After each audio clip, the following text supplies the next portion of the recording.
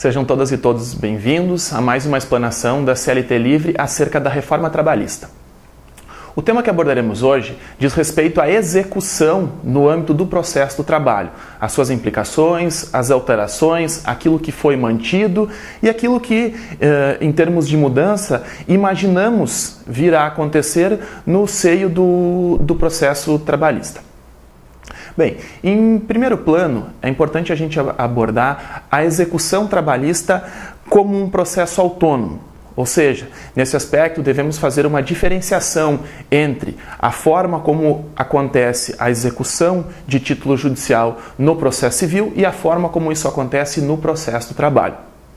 Como todos sabem, no âmbito civil, o que nós temos é não mais um processo executivo autônomo, mas sim uma fase dentro do próprio processo chamada de fase de cumprimento de sentença. Esta situação, hoje plenamente e amplamente divulgada no âmbito do processo civil, ela não se aplica ao processo do trabalho, o qual tem um regramento próprio que remete a uma execução de título judicial como um processo de cunho autônomo. Nesse aspecto, a reforma trabalhista não alterou este formato procedimental, tendo mantido na íntegra a redação do artigo 880. Como vocês podem ver no nosso slide, a redação do artigo 880, ela determina que, uma vez requerida a execução, será expedido o mandado de citação do executado. Ou seja, este ato complexo de citação, ele remete a uma estrutura procedimental no qual o feito executivo, ele é um processo autônomo, ou seja, não é meramente uma fase do procedimento, mas sim um novo processo com a necessidade da citação. Nesse aspecto, entendemos que a reforma ela não andou bem, pois sabemos que o aspecto procedimental civil hoje é muito mais moderno, é muito mais enxuto, é menos burocrático. Ou seja, a fase de cumprimento de sentença seria um procedimento muito mais adequado, tanto para o processo civil como para o processo do trabalho. Nesse aspecto, então, poderíamos ter importado, dentro desta reforma trabalhista, os artigos que estão contemplados no Código de Processo Civil e aplicá-los, então, dentro do feito trabalhista. Acontece que, nesta reforma, a despeito de ter sido propagada enquanto uma modernização da legislação, nesse aspecto, então, ficamos com a redação bastante antiquada e um procedimento, de certa forma, bastante burocratizado. Essa situação merece um destaque especial porque, dentro do Judiciário Trabalhista, temos diversas correntes. Segundo algumas, o processo civil é aplicável ao processo do trabalho, em especial na questão atinente à multa prevista no parágrafo 1º do artigo 523 do CPC, que é aquela multa de 10% a caso o devedor não cumpra a obrigação, não pague a quantia certa dentro do prazo de 15 dias. Outras correntes entendem que a CLT tem procedimento próprio. Desta forma, não haveria qualquer possibilidade de aplicação subsidiária do Código de Processo Civil. Esta cisânia, ela tem perdurado já há bastante tempo na seara laboral e parece que agora, com um julgamento de recursos repetitivos no âmbito do Tribunal Superior do Trabalho, se chegou, enfim, uma votação apertada, mas há um resultado que acaba um pouco com essa multiplicidade de correntes. O que nós temos então, a partir deste julgamento, é uma previsão sobre a inaplicabilidade da legislação processual civil ao processo do trabalho. Nesse sentido, então, ao fazer esse julgamento no pleno do Tribunal Superior, a votação, que ficou em 14 votos a 11, entendeu pela inaplicabilidade do artigo 523, parágrafo 1º, ao processo do trabalho. Ou seja, tendo a CLT um procedimento próprio no qual determina uma citação do executado sem previsão de multa, não existe, nesse aspecto, uma lacuna normativa capaz de trazer a aplicação subsidiária do CPC para dentro do procedimento trabalhista. O que nós temos, então, a partir desse julgamento é uma tese jurídica, a qual vocês estão visualizando aqui na nossa tela, segundo a qual a multa coercitiva do artigo 523, parágrafo 1º do CPC, que no Código de Processo Civil de 73 tinha a referência do artigo 475J, não é compatível com as normas vigentes da CLT porque se rege o processo de trabalho, ao qual não se aplica.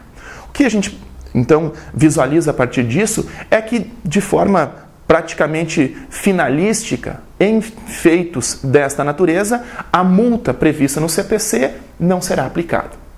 Então, nesse aspecto da reforma trabalhista, na questão atinge à natureza jurídica do processo executivo, a CLT não sofreu alteração. Enfim, temos, então, um processo executivo autônomo com necessidade de citação e não uma aplicação subsidiária do Código de Processo Civil.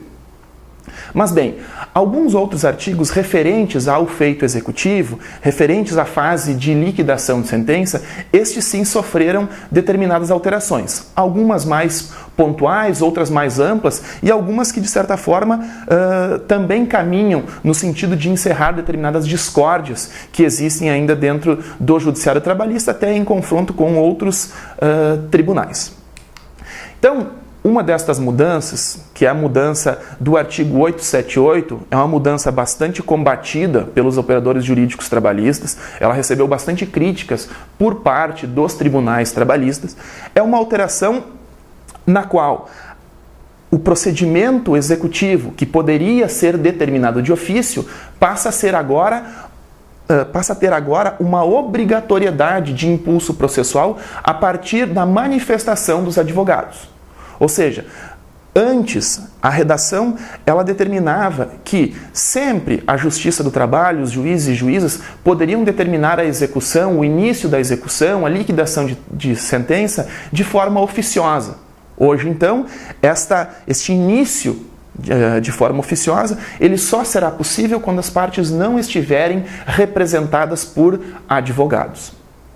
Numa análise, então, quantitativa dos processos trabalhistas, o que a gente percebe é que a grande maioria destes processos tem as partes amplamente representadas por advogados e advogadas, o que vai resultar, então, na prática, em que sempre, ou praticamente sempre, teremos a necessidade de manifestação dos advogados para o início do processo executivo. Então, isso, na opinião de muitos autores, de muitos operadores trabalhistas, significa um retrocesso em termos de legislação processual, porque acaba burocratizando o procedimento e trazendo a necessidade de uma manifestação que já era desnecessária. Então, este procedimento, na nossa visão, só vem a burocratizar a sistemática processual executiva e não trará nenhum benefício. Pelo contrário, trará talvez uma dificuldade um pouco maior para o credor ter o encontro com o resultado da prestação jurisdicional. Nesse aspecto, então, a despeito de mais uma vez ter sido propagada a modernização, aquilo que visualizamos é um retrocesso em termos de procedimentalização. Ao invés de buscarmos celeridade, estamos indo ao encontro de uma maior burocracia e, por força disso, de uma maior morosidade.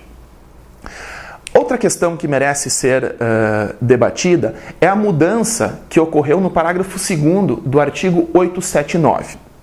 Essa mudança ela não é tão significativa assim, porque a prática dos tribunais trabalhistas já nos mostravam, então, uma posição bastante parecida com o que agora foi colocado na reforma trabalhista. Então, o parágrafo 2º do artigo 79, ele sofreu uma alteração de verbo. Na redação antiga, nós tínhamos o verbo poderá, e na redação nova do parágrafo 2º, nós temos o verbo deverá. O que isso significa em termos práticos?